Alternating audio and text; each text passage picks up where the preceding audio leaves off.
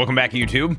Old Man is back with his tier list of 2023, and today you're going to see from only up all the way to Subnautica. Now be sure to like, comment, subscribe, do all that fun stuff. Make sure you come back for the rest of the tier list, and if you want to actually do it yourself, check out the links below. You'll be able to find the website that I did all this on, and you can also give me what you thought about all these different games. If you liked them, if you hated them, if you completely disagree with them, if you definitely want to call me a idiot, it's all available to you. Enjoy the rankings. See you soon. Only Up, also known as Stolen Assets the Game. Amongst us on Twitch. Stolen Assets the Game, guys. Evidently, there was a huge controversy. I never really knew about it, but yeah, there's a bunch of stolen artwork. It's, you know, kind of a combination of Alt F4 and Baton Brutale. You're trying to crawl up, you know, like a huge towering set of obstacles, and at the very top is when you win the game. And you know, if one misstep, you're back like, you know, 20, 30, 40 minutes of progress. Very fun. A lot of people on Twitch love this game. Average game. I mean, it was what it was, you know. You like get the people watching you play this game to laugh at you. The game is what it was.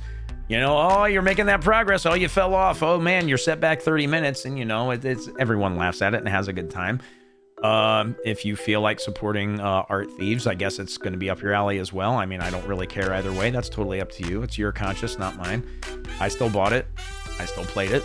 I still had a decent time with it. But I can't really, you know, sit here and tell you guys that you should go out and play it right now, or you're going to miss out on the next great thing. Peglin. I love this game. I have a lot of content on my YouTube channel of this game and crazy runs. This is a good game. It's quick, it's easy, it's pachinko, it's frustrating as hell. It provides a lot of fun moments of, oh my god, we're gonna win. Nope, we're dead. Oh my god, we're dead. Nope, we won. It's just one of those games you can sit down and have a great time with. It has a couple different classes of the different peglins running around. It's basically Baby Yoda throwing a ball down and hitting a bunch of pegs and then doing damage to enemies. It's got some really cool synergies. This is a game that I didn't realize I would love as much as I did, but I still enjoy it. I still play it on my live stream, and I think it's a really good game. Even when I'm constantly pissing and moaning about it, which I do often. If you've watched any of my videos on this game, you're probably going to pick up on me being a bitch when it comes to this game. But it's a lot of fun, and Red Nexus, I believe, is the name of the developers. They definitely, you know, they deserve your money if it's the kind of game that you're like, you know what? I want to play a pachinko game and get really frustrated. Yeah, Peglin's going to do that for you. So yeah, go out and play it. Phantom Brigade. Phantom Brigade is awesome. This is a really neat game. This is a good game. I don't even know how to explain it. Phantom Brigade is, I'm directing a big mecha game like Battletech or Robotech or something like that. You're the director of a game. You have your units, they're on the ground. Everything happens in 6-second snippets. You can see what the enemies are doing. There's a whole story behind why you can do this. And essentially, you're choreographing a dance. And at the end of that choreography, with all of your mechs, you get to hit the play button and you get to watch the explosions. I have no other way to put this other than if you're into a strategy game, you're probably going to have a fun time with this one because it brings a unique twist to it. But I couldn't play it on my live stream much because watching it is like watching paint dry. Playing it is a fantastic experience, and I strongly suggest you get out there and give this one a kick because, again, customizable mecha, big splodies, big missiles, big swords, there's melee combat, which is amazing, and choreographing these set pieces and then watching it all unfold when you're done doing it is really, really satisfying. Unfortunately, it takes a long time to do it. You're looking at like 20 to 30 minutes just to plan out 6 seconds of combat, which is kind of nuts, but a very fun game and a very unique twist on this genre. POOSH XL, brought to you by Adam Vision, somebody that I've met in real life. This game has no right being good, but it is. You are a little thing. I don't know what you want to call it. You're a little orb at the bottom of the screen, and you're constantly seeing this going back, and then you have an energy thing. So like, all right, I want to go this way because there's obstacles over here and I want to go fast or slow. I don't even know how to explain this game. It's time waster the game. It like, think Flappy Bird. Like, that's all I can tell you. It's a Flappy Bird kind of game. You just sit there and you waste a little bit of time in between doing other shit, trying to get further and further up this obstacle course. That's it. I don't know what else to say. It's a couple bucks. You can get it on Steam. I think you can get it on your phone at this point in time. I don't know. If you want one of those kind of games that it's definitely a mobile game, but you're going to enjoy it, just go look. It's fun. Quasimorph. Brought to you from the same kind of thing as, I don't know, the Doom RPG, if any of you know what that is, or Jupiter Hell. Quasimorph is the same thing. Drop into a mission, try to accrue a bunch of stuff, get out alive, have an objective, make progress, and it all has a really interesting backdrop story of people are turning into Cthulhu-like monsters. So it's like, I don't know how else to put it, but this is a good game. Average. This is an average game, because as of the time that I played this, it was still kind of in an early access, and unless you have people helping you, this one's a really hard one to get your mind wrapped around. Once you understand it, it's fun, but I can only say it's average, because right now, in the form that I currently know it, it's going to be a hard one for anyone to really learn. I would say if you're interested in a game like Jupiter Hell, if you've ever heard of it, that's going to be the closest thing I can compare it to. Go take a look at it on Steam, and it might speak to you, but just buyer beware that you might really regret your goddamn decision, because you're not going to know how to play it, and the game does no favors to you by trying to tell you how to play it. Ooh, this is a good one. Yeah, this was a good game. Ravenswatch. Do you like fairy tales? Do you like dark takes on fairy tales? Do you like Hades? Ravenswatch is essentially Hades, but with fairy tales. We're talking the Ice Queen, we're talking Aladdin, we're talking Red Riding Hood, who can also, in fact, turn into the big bad wolf in combat, which is a lot of goddamn fun. Ravenswatch is another early access game that I played a little bit on my stream and had a really fun time with.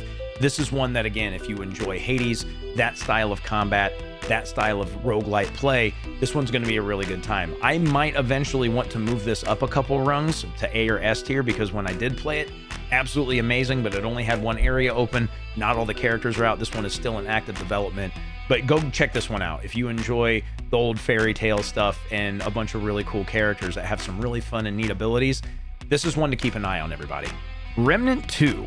Now, Remnant 2 is a very good game. Remnant 2 was a very good game. I enjoyed this one a lot. This has got some sweet gunplay. It's got some really awesome characters. It's got some really awesome classes. It's got a pretty interesting story if you really care to pay attention. The first Remnant game was a lot of fun. This one is even better. It improved on it in almost every way. And if you're looking for a fun shoot 'em up that has some really fun progression, like I said, with some really cool classes, go give Remnant 2 a look. I had a lot of fun with Remnant 2. I thought that it was a game that, again, it improved on pretty much everything from the first one. It's almost like the reverse of the Darkest Dungeon games we were talking about earlier. Like, they took the original one and just made everything feel better, look better, and play better. So if you enjoy a good third-person shooter that you can also play with friends or solo, this is another one that offers 2 ways to do it, and that changes almost every time you go through it. Go give Remnant 2 a kick. If you've never heard of this series, you deserve to check this one out if you enjoy those kinds of games. All right, Resident Evil 4, but the remake. So if you ever played the Resident Evil series, this one's probably going to be near and dear to your heart. This was S tier. I'm not really a huge fan of Resident Evil. I'm not at all. I enjoyed Resident Evil 7 or Resident Evil The Village. Was it Resident Evil 7 Biohazard, Resident Evil 8? I don't know, something like that. Whatever the case is, the remake of Resident Evil 4 is awesome. It made it so much more like the current games that are out, a lot like Resident Evil 8 The Village. This is one that you all should play if you enjoy Resident Evil. The upgrade system's really cool. Combat felt cool. All the updates to the graphics and everything. This one was a lot of fun, and I'm glad that I went back and played it. I wasn't sure if I would. Again, not being a huge Resident Evil fan, I wasn't sure if this was something that would really ring for me, but it was a great game. It was a really, really, really great game. It has a really cool roguelite or challenge mode. I'm going to call it a roguelite mode, but a challenge mode out right now where you're just, fighting for score, killing as many things as you can.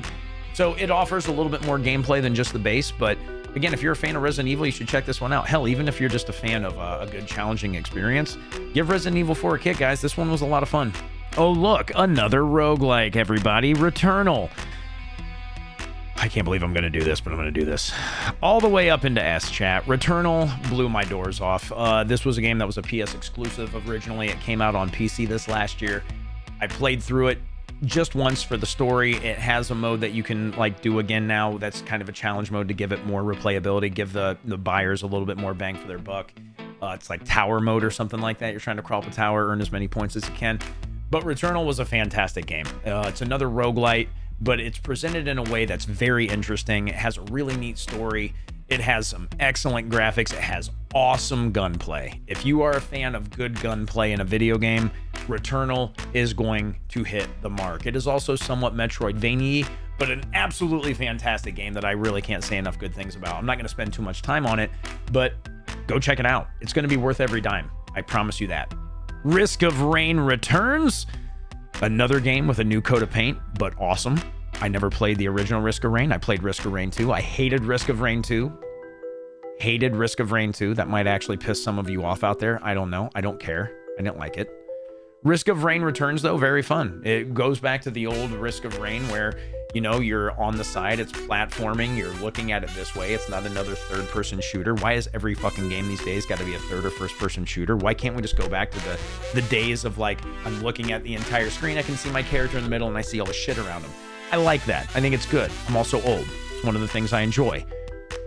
Risk of Rain returns, a game. Played the hell out of it. Didn't stream it a whole lot. I know it gets a little samey. It's hard to follow the action, but when you're playing the game, it's an absolute blast. It's pretty cheap. The new coat of paint on it is pretty solid. It has some other new additives as well in terms of classes. I can suggest this one for those of you who enjoy a roguelite that will continue to kick you in the nuts even when you're done playing it. This game is hard as nails. You will die a lot, but you will have fun. Skul the Hero Slayer. Yet again, another roguelite. Jesus Christ, I play too many of these games, clearly. I obviously play way too many of these games. Skul the Hero Slayer, average. This game has a lot of cool going for it. It's very difficult. It has a really cool system of you play as the hero Skul. Every time he puts on a new head, he gets new abilities. Hell, you can get the head of Ghost Rider. You can run around on his motorcycle. You have the little chains that he uses. There's a lot of really cool references in this game. There's a reference to Twisted Fate from League of Legends, if you're familiar with that game. There's a reference into being a rock and roll star. There's all kinds of crazy shit in Skul the Hero Slayer. It is a average game. It's very fun. You can do worse with your money. It's going to be a game that you're going to be able to sit down and do some runs of, but it could be frustrating. Also, one of the reasons that I put it average, I've beaten it. I've gone through all the content. I know other people who've played it, and they've been very upset with it because it is that difficult. But Skul the Hero Slayer was one that I really sat down and enjoyed my time with for the most part. I think that if you enjoy a good hard experience, a la Dead Cells or other things like that, Dead Cells still did it better. This game is pretty good, and I think that if you enjoy, again, a hard roguelite experience, Skul is probably going to hit some notes, but it could be a little too overwhelming. Spelunky 2? Oh man, I'm going to get hate for this. D. It's a D game for me. I know people who love this game. This game drives me bonkers. It feels too touchy. It feels too a lot of things, especially when you're talking about precision platforming and trying to not die in the most excruciatingly horrible ways possible. I think Spelunky 2 kind of took it a little bit too far in some ways. Personal preference. I get that people love Spelunky 2. That's fine. Worship Spelunky 2 in the fucking comments. I don't care. Do it. Do it. You're allowed to like it. I didn't think it was very fun. But it does have a lot of content. So if you're going to spend the money and you enjoy that kind of game, you're probably going to have a fucking great time with it. Me, however, I couldn't fucking stand it. I hated it. It made me want to fucking scream. So yeah, Spelunky's a D. I'm sorry, guys. Starfield. Oh, shit. Starfield. F. Yeah. F. When a game's tagline from everyone who fucking enjoyed it is you just had to get 2 hours into it and then it really starts to pick up. 2 hours. You had to get 2 hours into the game to start oh yeah, it really starts picking up after 2. That's great. Yeah, I'm not a Bethesda fan. I've never suckled at the teat of Bethesda. I am not a Fallout and or Elder Scrolls junkie. And Starfield came out of the gate and literally fell directly on its face. I love the character making options. I like the fact that we made John Holmes in space. Points to any of you out there watching this video who actually know who John Holmes is. But yeah, Starfield was god awful. And if you spent money on this, I'm sorry. If you enjoyed it, great. I'm still sorry that you spent money on it. Starship Troopers Extermination. We're looking at a first-person shooter game in the Starship Troopers world where everyone has a different class, shit hits the fan, you're killing bugs, and it's absolutely fantastic with friends. It's an average game. I'm not going to give it better than that. I played it one time on stream with a bunch of people in the community, had a riot with it. It was hilarious watching people die in horrible ways to a bunch of bugs running around and people not knowing what the hell they're doing with themselves. But Starship Troopers Extermination, is that what it is? Yeah, Extermination. I think this game could have a really good future. I don't even know if they're still working on it. I haven't even kept up with it. But the one time I played it, it was perfectly average, and it was a pretty good time with all the people. So if you want a first-person shooter game where you're playing with 50 other people, some of them are going to be your friends, some of them are going to be complete randos, this is going to be the game for you. And, you know, just imagine that you're playing Fortnite, right? Or one of those other battle royale games, but you're all actually working together against the bugs, and you're losing more often than not. That's what you're getting out of that game, and it was fun. Subnautica, beautiful game, absolutely beautiful game. I love watching people play it. I fucking despise playing it. I know that there's probably going to be I might get lit up on this one in the comments as well. This game drives me nuts. I feel like they gate too much behind arbitrary bullshit. I wanted to scream sometimes. I tried to like it. I even got, I think, halfway through it, but it just feels tedious for the sake of being tedious. But damn, it looks good being tedious. And I will continue to watch people play this game. I am never going to fucking play this game again, though. It is an F-tier game as far as my gameplay goes, and I will stand by that. Fuck you guys. Thank you once again for watching the Old Man's FS 2023 streamed games tier list. Come back next week for the final installment featuring games such as Super Meat Boy, Tiny Rogues, Wizard with a Gun, and more. We would also like to thank our Patreon supporters.